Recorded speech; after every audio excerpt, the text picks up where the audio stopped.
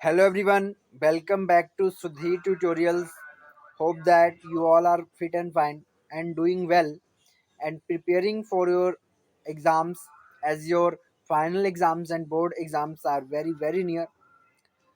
So hope that कि अच्छी तरह से पढ़ रहे होंगे और स्टडी पे ध्यान दे रहे होंगे।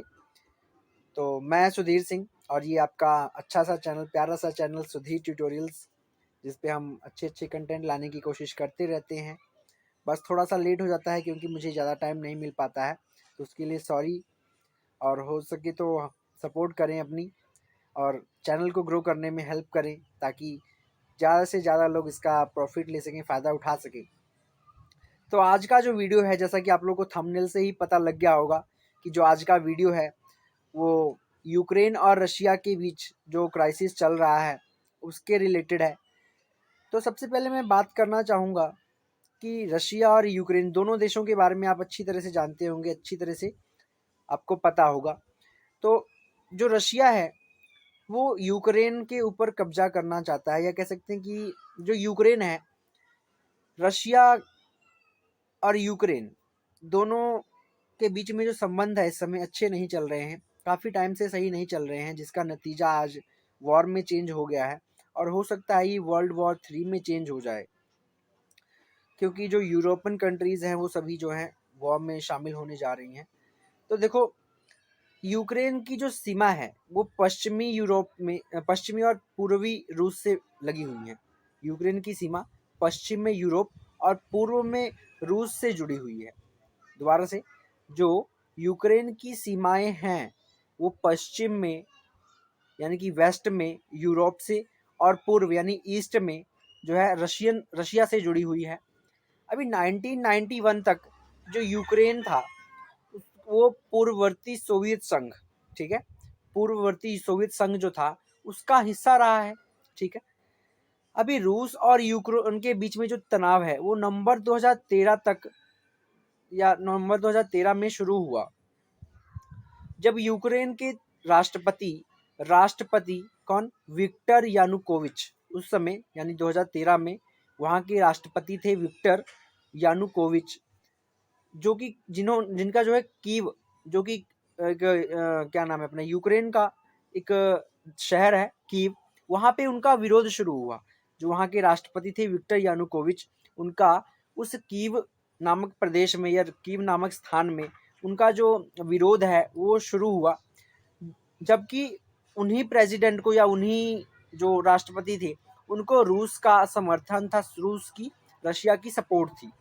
अब यानुकोविच जो थे वो अमेरिका ब्रिटेन समर्थित प्रदर्शनकारियों के विरोध के कारण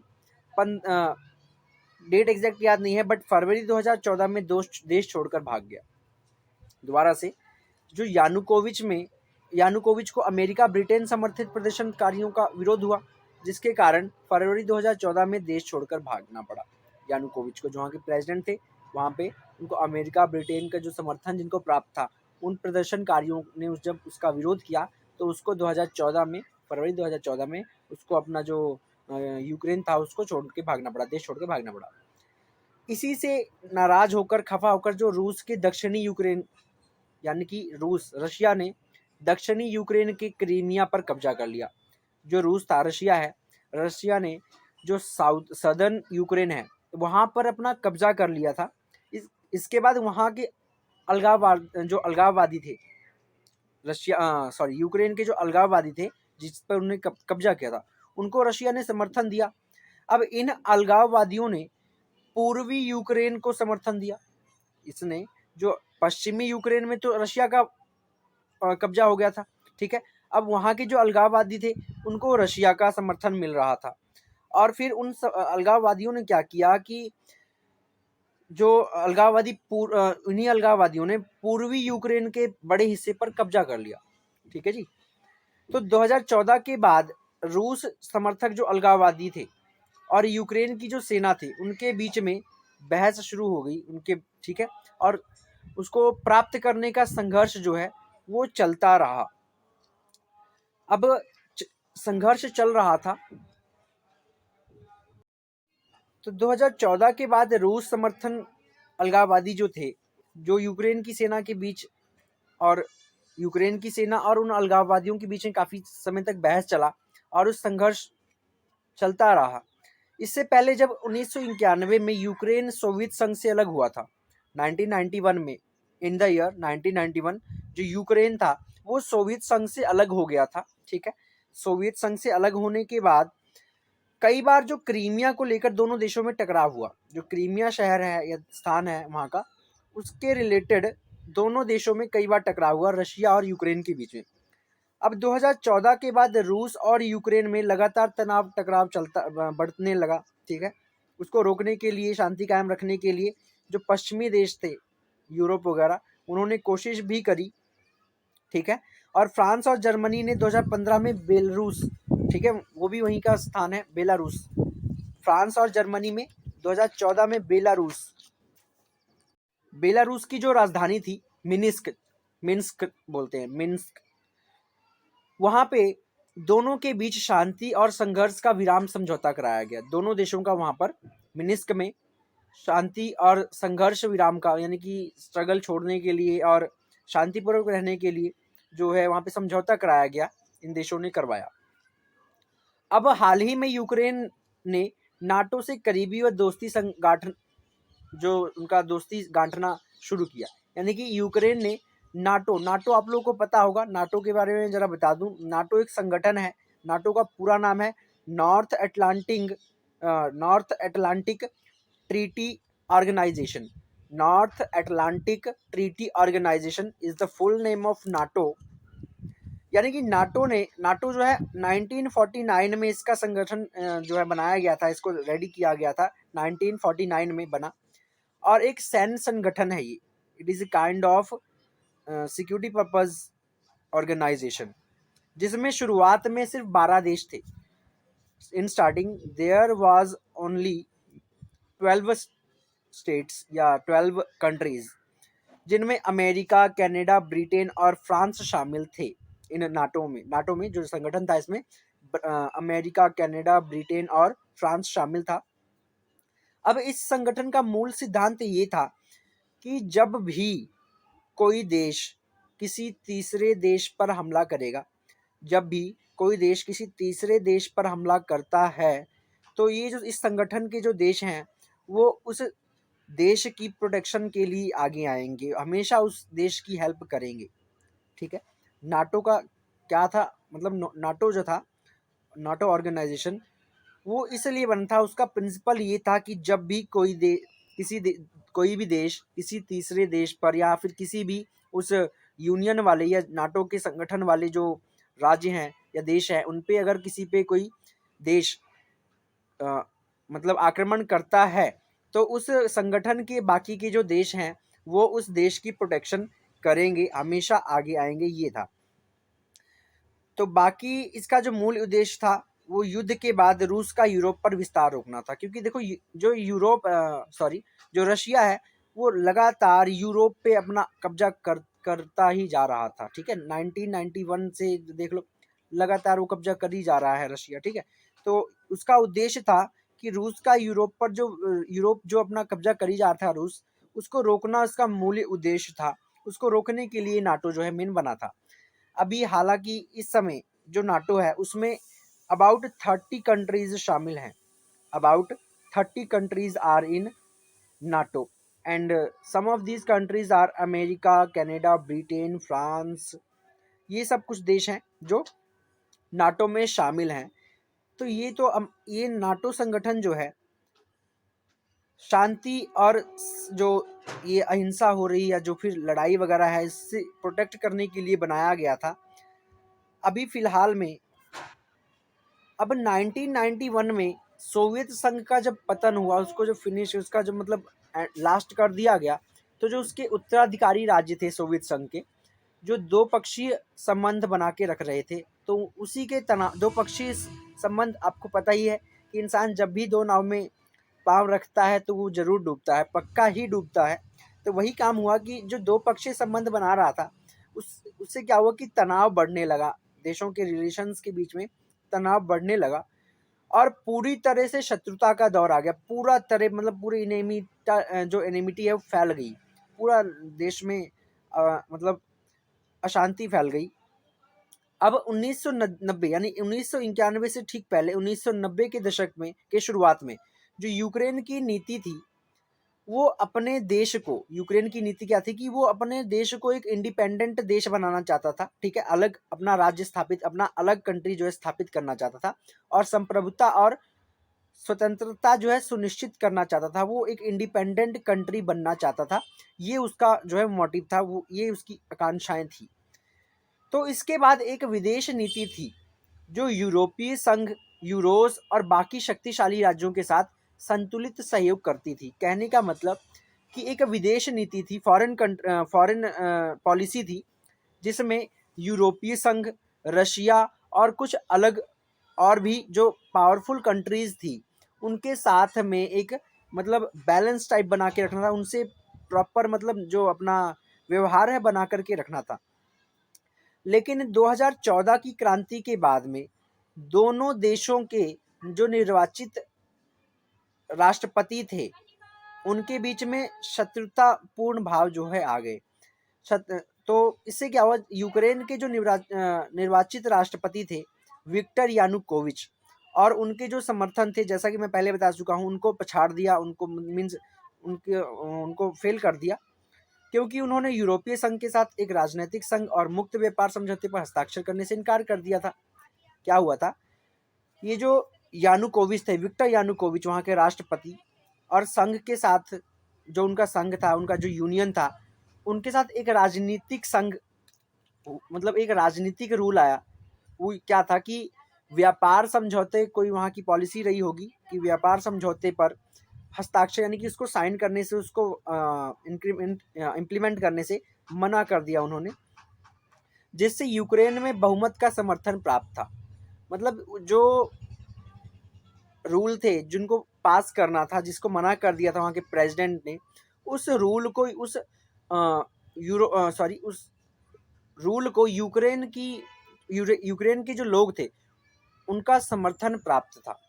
यूक्रेन में बहुमत का समर्थन जो है प्राप्त था, उनकी सपोर्ट में था, लेकिन प्रेसिडेंट उसको अलाउ नहीं कर रहा था। तो यूक्रेन की क्रांतिकारी सरकार जो थी यूक्रेन की, उसने रूस, यूरोपियन संघ और नाटो सदस्यों के साथ अपने स्वयं के आर्थिक और सुरक्षा हितों को संतुलित करने के नाजुक राजनीतिक खेल को जारी रखने के बजाय यूरोपीय संघ और नाटो के भीतर भविष्य के लिए देश को प्रतिबद्ध करना चाहती थी। यानी कि यूक्रेन की जो क्रांतिकारी सरकार थी, वो रूस और यूरोपियन कंट्रीज जो थी और जो नाटो सदस्य थे, उनके साथ अपने जो आर्थिक यानी कि पैसे से रिलेटेड और जो सिक्योरिटी रीजंस के जो भी थे, उनको मतलब उनका जो व्यवहार है उसको अच्छा रखना चाहती थी, ताकि फ्यूचर में कभी उनको कोई प्रॉब्लम फेस ना करनी पड़े। तो 2004 में चेक गणराज्य हुआ, जिस चेक गणराज्य देश है, एस्टोनिया, हंगरी, ये सारी सिटीज हैं यूक्रेन की, लातविया, लिथुआनिया, पोलैंड और एलोवाकिया, ये यूरोपियन संघ में शामिल हो गए। ये सारे ही जो सिटीज थे यूक्रेन की, वो सब यूरोपियन संघ में शामिल हो गए। उसके बाद 2007 में बुल्गारिया और रोमानिया भी शामिल हो गए। ठीक है, जो रूसी सरकार को डर था कि जो यूरोपीय संघ है और नाटो की जो यूक्रेन की सदस्यता, यूक्रेन की रूस की काला सागर तक जो पहुंच थी, उसको क्या कहती प्रतिबंधित कर रही थी, रोक रही थी। यानी कि जो रूस है वो जो काला सागर नामक वहाँ पे जो प्रदेश है, वहाँ तक नहीं पहुँच पा रहे थे। और जापान अमेरिका से क्या था कि संबद्ध था, उससे जुड़ा हुआ था। इसी कारण जो रूसी सरकार थी वो टेंशन में थी, चिंतित हो गई रूसी सरकार कि अगर शत्रुतापूर्ण शक्तियाँ अगर रूस की घेराबंदी कर लेती हैं, मतलब जो ये सब देश थे रूस को अगर घेर लेते हैं, क्योंकि वो काम ही ऐसे कर रहा था, शत्रुतापूर्ण काम है, यानी कि एनेमिटी वाली सारी फीलिंग्स आ रही हैं। तो वो सोच रहा था कि अगर कहीं ऐसा होता है कि सारे देश मिल करके अगर रशिया को घेर लेते हैं, तो गरिमा की क्रांति के मद्देनजर यानी कि क्रांति मतलब अगर देखा जाए मद्देनजर, तो रूस ने एक युद्ध में डोनेट्रस्क पीपल्स ऑफ रिपब्लिक और लुहानस्क पीपल्स रिपब्लिक में अलगाववादिया मिलिशिया का समर्थन किया और यूक्रेन के आर्थिक रूप से जो डोनबास क्षेत्र थे आर्थिक रूप से महत्वपूर्ण, यानी कि आर्थिक रूप से पैसे से वहाँ पे इकोनॉमी से रिलेटेड काफ़ी ज़्यादा अच्छा प्रदेश था। तो वहाँ पे डोनबास क्षेत्र में रूस के साथ, जो कि पूर्वी सीमा पर था, इस क्षेत्र में रूसी जाति बहुमत है। जो रूस देश है, उसके उससे रिलेटेड जो पीपल हैं, मतलब रूस के समर्थन में जो पीपल हैं, वहाँ पे बहुमत जो है ज़्यादा थी। तो 2022 की शुरुआत तक जो रूस यूक्रेनी युद्ध है, इनके युद्ध ने लगभग 13,000 से अधिक लोगों को मार डाला था 2022 तक, स्टार्टिंग तक, यानी कि जनवरी से पहले पहले दिसंबर 2021 तक रूस और यूक्रेन का जो युद्ध चल रहा था, उससे लगभग 13,000 से ज़्यादा लोग मार डाले गए थे इस युद्ध के द्वारा। और रूस पर कुछ पश्चिमी प्रतिबंध लगाए गए। जो रूस कंट्री है उस पर कई सारे जो है प्रोहिबिशंस लगाई गई। और 2019 में यूक्रेन के संविधान में संशोधन किया गया, कुछ अमेंडमेंट्स की गई, जिसने यूरोपीय संघ और नाटो सदस्यता के लिए देश के राजनीतिक पाठ्यक्रम की अपरिवन, मतलब वहाँ पे सही सब रहे, उस चीज़ को शामिल किया, सुनिश्चित किया। 2021 और 2022 के दौरान, इन दोनों सालों के दौरान, जो यूक्रेन की सीमा है उस पर रूसी सैन्य जो है वहाँ पे बढ़ा ली गई, और दोनों देशों के बीच जो तनाव है वो बढ़ गया। 2022 के स्टार्टिंग में भी वहाँ पर यूक्रेन की सीमा पर रशिया ने अपने जो सोल्जर्स हैं वो बढ़ा दिए वहाँ पे, और दोनों देशों के बीच तनाव बढ़ गया और दो पक्षीय संबंधों को तनावपूर्ण बना दिया। दोनों तरफ के जो रिलेशंस थे उनको तनावपूर्ण बना दिया। इस पर संयुक्त राज्य अमेरिका ने एक मजबूत संदेश भेजा है कि रूस की अर्थव्यवस्था के लिए आक्रमण के गंभीर परिणाम होंगे। अमेरिका ने कहा है कि अगर रूस वॉर करता है या हमला करता है, आक्रमण करता है, तो इससे क्या होगा कि काफ़ी बुरे परिणाम आएंगे, ठीक है। और जो रशिया, जो कि एक इकोनॉमी से, अर्थव्यवस्था से मजबूत देश है, उसको भी काफ़ी फर्क पड़ेगा, इसके परिणाम अच्छे नहीं होंगे।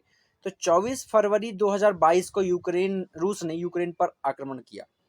इसके बावजूद भी 24 फरवरी, यानी कि अभी 2-3 दिन पहले 24 फरवरी 2022 को रूस ने यूक्रेन पर हमला कर दिया, जिससे यूक्रेन को अपने पूर्वी पड़ोसी के साथ राजनयिक संबंध तोड़ने के लिए प्रेरित किया गया। रशिया ने हमला किया और यूक्रेन को अपने पूर्वी पड़ोसी देशों के साथ जो राजनीतिक संबंध है वो तोड़ने के लिए मजबूर किया। लेकिन जो यूक्रेन के जो राष्ट्रपति हैं वो ऐसा करने के लिए नहीं माने। हालांकि फिलहाल के वहाँ के जो राष्ट्रपति हैं यूक्रेन के, वो वोलोडिमिर जेलेंस्की हैं। वो अभी आर्मी की ड्रेस पहन के हार नहीं माने हैं। आर्मी की ड्रेस पहन के खुद भी अपने सोल्जर्स के साथ में जो है वॉर में शामिल हैं, और अपने देशवासियों, अब तक लगभग 1,30,000 लोग जो हैं यूक्रेन को छोड़ चुके हैं और फॉरेन कंट्रीज जो सेफ हैं वहाँ पर जा चुके हैं। अब इंडिया में जो है आरक्षण की कमी कह लो या थोड़ी बहुत प्रॉब्लम्स के कारण क्या है कि यहाँ के स्टूडेंट्स जो है मेडिकल सर्विसेज के लिए जो एडमिशन होता है एमबीबीएस के लिए नहीं मिल पाता है। तो इसके लिए वो लोग क्या है, यूक्रेन एक देश ऐसा है जहाँ पर एमबीबीएस की स्टडी काफ़ी अच्छी है। तो वहाँ पे हमारे जो इंडिया के स्टूडेंट्स हैं वो जाते हैं स्टडी करने के लिए। तो वहाँ गए हुए काफ़ी स्टूडेंट्स हैं जिन्हें अभी देखो दो दिन रेगुलर जो है हमला करने के बावजूद रशिया ने जब 2 दिन हमला किया है यूक्रेन पे, तो काफ़ी सारे प्रदेश जो है वहाँ के प्रभावित हुए हैं। कुछ प्रदेशों के वहाँ के नाम बताऊंगा मैं। पहले दिन रशिया ने लुहांस्क, गोरिखियोल, लवीव, कीव, बोरियल, ओडेसा, क्रीमिया,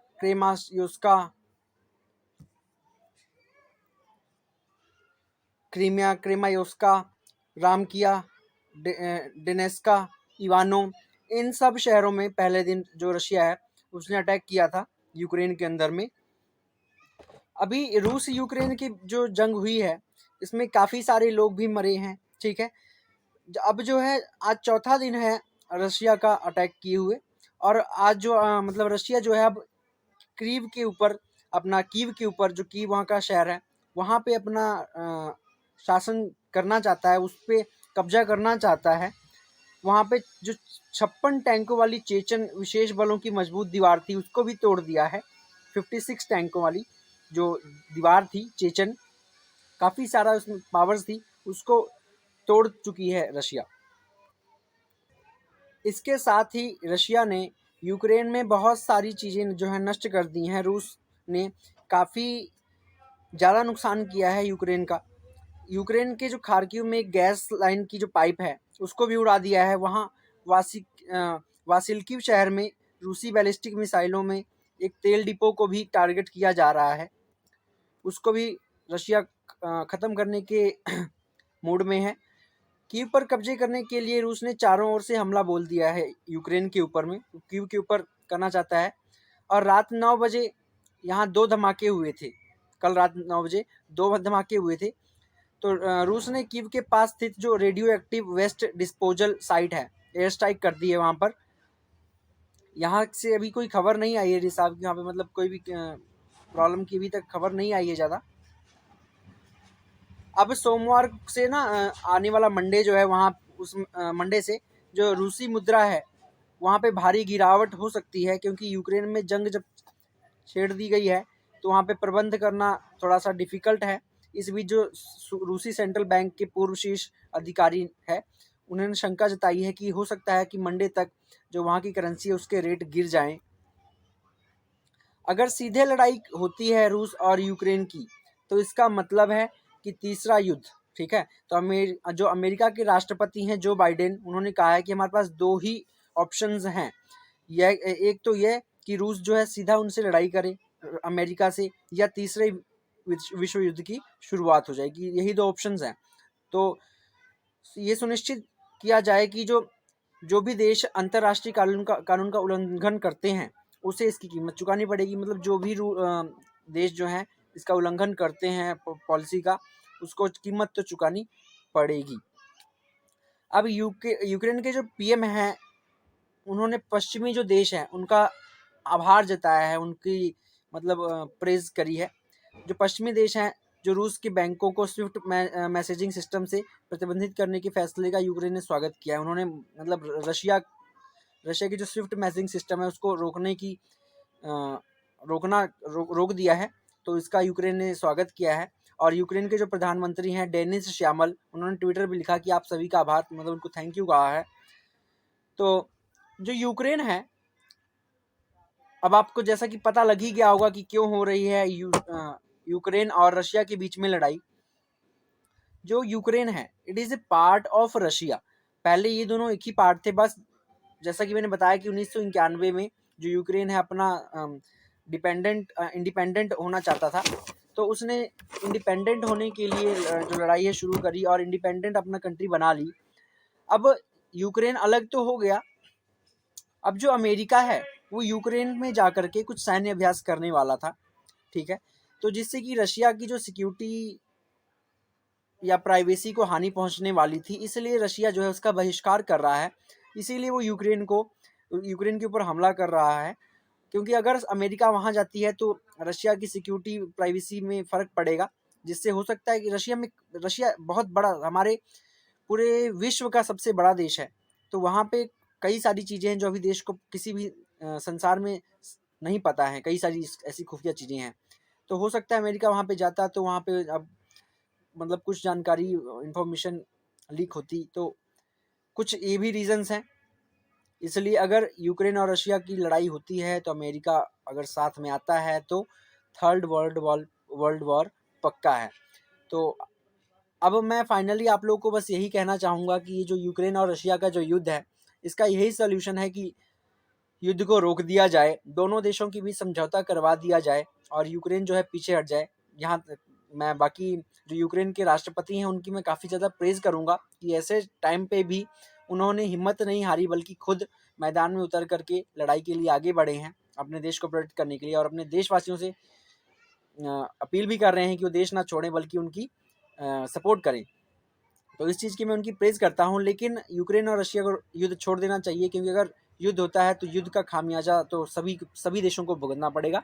तो इसलिए यही मैं कहूँगा कि जो ये युद्ध है वो रोका जाए और अमेरिका और भारत जैसे देश जो हैं आगे बढ़ें उस युद्ध को रुकवाने के लिए। तभी कुछ हो सकता है, नहीं तो फिर विनाश तो पक्का ही है। तो होप दैट कि आप लोग को पता लग गया होगा और समझ आया होगा कि क्यों हो रहा है युद्ध। तो मिलते हैं नेक्स्ट वीडियो पे, जब तक के लिए जय हिंद, जय भारत। पढ़ते रहिए और फाइनल और बोर्ड एग्जाम्स की प्रिपरेशन करिए। जय हिंद।